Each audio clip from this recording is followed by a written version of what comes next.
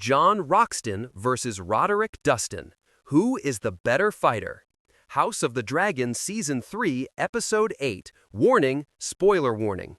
This video contains major spoilers for House of the Dragon Season 3, Episode 8, and Fire and Blood, including the Battle of Tumbleton. Two of the most dangerous warriors in the Dance of the Dragons finally stand on opposite sides of the same war, Jon Roxton and Roderick Dustin. One is a legendary Reach Knight known as Bold Jon Roxton. The other is the brutal northern commander known as Roddy the Ruin. But if these two warriors actually fought one-on-one, who would win? And more importantly, what makes each of them so dangerous? Let's compare their fighting ability, experience, weapons, reputation, and what happens when their paths cross during the dance. 1. Who is Jon Roxton? Jon Roxton is one of the most dangerous knights fighting for the Greens. He's a member of House Roxton, a powerful family from the Reach, and he's known as Bold Jon. But his reputation isn't simply based on his title. Roxton is an experienced warrior who has survived the brutal fighting of the dance. And he's carrying one of the most famous Valyrian steel swords in Westeros, Orphan-Maker. That weapon alone makes him an extremely dangerous opponent. A Valyrian steel sword is lighter, stronger, and sharper than an ordinary blade. And in the hands of an experienced fighter like Roxton, it becomes even more deadly. 2. Who is Roderick Dustin? On the opposite side is Roderick Dustin, also known as Roddy the Ruin. Roderick is the Lord of Barrowton and commander of the famous Winter Wolves. Unlike Roxton, Roderick comes from the north, and his reputation is built around something very different: raw battlefield ferocity. Roderick isn't simply a nobleman sending soldiers into battle. He personally leads his men. He's willing to fight at the front, and during the dance, he becomes one of the most feared commanders fighting for Rhaenyra. His Winter Wolves are also some of the most experienced and determined soldiers in the Black Army. 3. Roxton has the better weapon. If we're comparing the two strictly as swordsmen, Roxton has one enormous advantage: Orphan-Maker. His Valyrian steel sword is one of the most famous weapons associated with the dance. That gives Roxton a serious advantage in a one-on-one fight. But a weapon doesn't automatically make someone the better warrior. Roderick has something else: battlefield experience. He's fought through multiple engagements and leads soldiers who have survived some of the most brutal fighting of the war. And there's a reason his men follow him. Roderick leads from the front. 4. Roderick's biggest strength is his fearlessness. Roderick Dustin is almost terrifyingly committed to the fight. Before the Butcher's Ball, he understands that his men are going into an extremely dangerous situation. Yet he doesn't hesitate. The Winter Wolves follow him because they're prepared to die. That's where the nickname Roddy the Ruin becomes important. Roderick isn't the kind of fighter who retreats simply because the odds are against him. And that becomes extremely important at Tumbleton. When the northern forces are heavily outnumbered, Roderick still launches his attack. His goal is simple: reach the Green commanders. 5. Roxton is more calculated. Jon Roxton is dangerous for a different reason. He's not simply a berserker. He's an experienced knight who understands how to use his position, his weapon, and the chaos around him. That becomes particularly important after the first Battle of Tumbleton.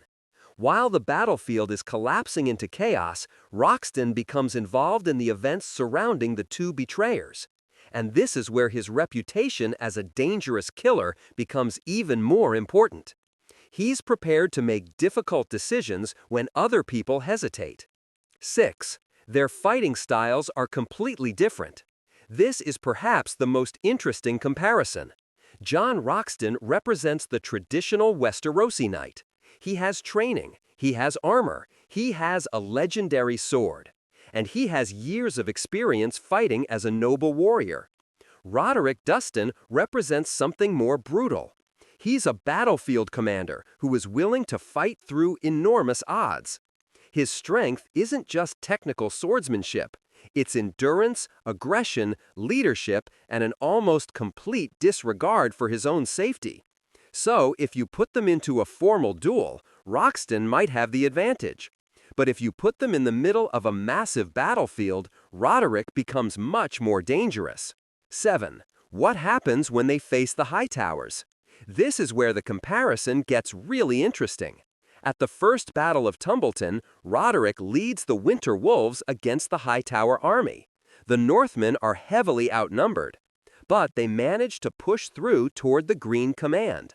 Roderick reaches Ormond Hightower, and despite suffering terrible injuries, he manages to kill Ormond and Sir Brynden Hightower before eventually succumbing to his own wounds. That moment tells us almost everything about Roderick as a fighter.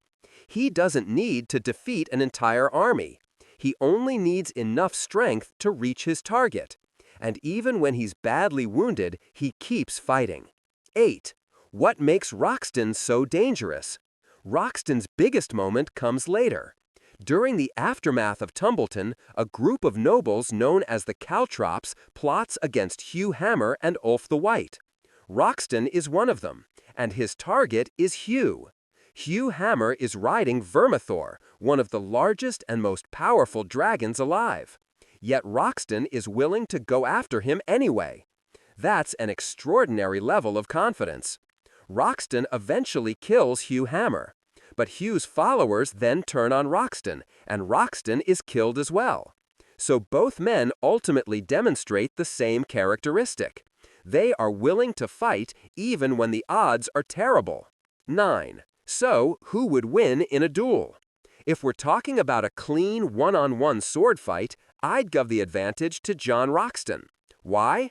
His training as a knight, his experience, and especially Orphan-Maker give him a major advantage.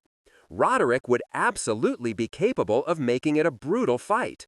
But Roxton's weapon and formal combat experience could give him the edge.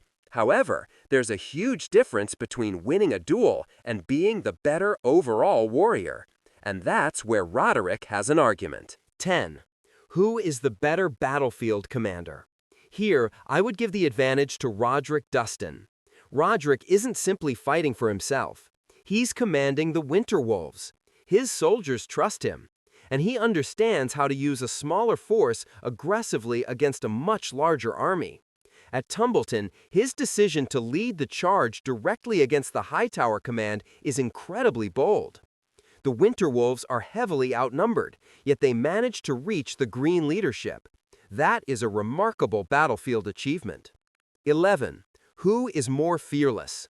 This one is much harder. Both men are incredibly fearless. Roxton is willing to challenge Hugh Hammer despite the enormous power surrounding Vermithor. Roderick charges into an army that massively outnumbers his own. But Roderick's final battle may give him the edge. Even after being severely wounded, he continues fighting long enough to kill both Ormond and Brynden Hightower. That's why his death becomes such a legendary moment in the dance. Final thoughts. So, Jon Roxton or Roderick Dustin, who is the better fighter? If we're talking about a one-on-one sword duel, I would give the advantage to Jon Roxton. His knightly training, experience, and Valyrian steel sword Orphan-Maker make him an extremely dangerous opponent.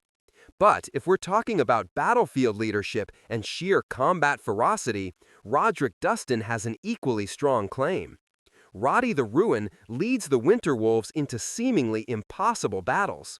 At Tumbleton, he pushes through overwhelming odds and personally kills both Ormond and Brynden Hightower before finally succumbing to his wounds. And that's what makes this comparison so fascinating. Roxton is the better traditional knight. Roderick is the more terrifying battlefield warrior. One fights with precision, the other fights with relentless determination. And ironically, both men eventually meet their ends because they refuse to back down. Roxton kills Hugh Hammer before being killed by Hugh's men. Roderick kills two Hightowers before dying from his wounds. Neither gets a clean victory, neither walks away. And that perfectly captures the dance of the dragons. In this war, Even the strongest warriors don't necessarily survive. So if these two had actually fought each other in a straight duel, who would you bet on? Jon Roxton with Orphan-Maker? Or Roderick Dustin, Roddy the Ruin? Let me know your choice in the comments.